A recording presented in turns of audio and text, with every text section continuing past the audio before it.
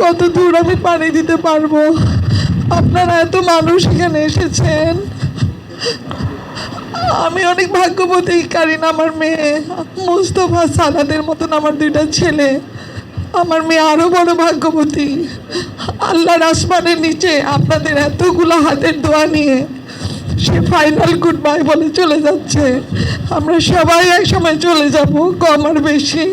আর আল্লাহ তো সন্তান সম্পত্তি সব কিছু নিয়ে আমাদের পরীক্ষা করবে।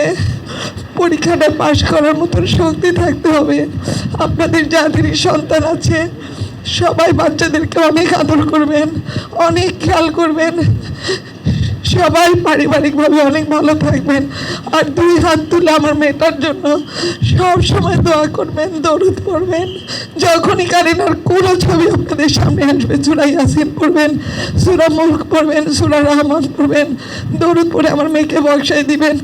আমরা কোনো মিডিয়া কভারেজ চাই না, আমরা চাই আল্লাহর আরশে আমার মেয়েটা যেন অনেক ভালো থাকে। আপনাদের এই ভালোবাসার জন্য আমি আপনাদের সকলের কাছে কৃতজ্ঞ, আমি আল্লাহর কাছে কৃতজ্ঞ। আমিন।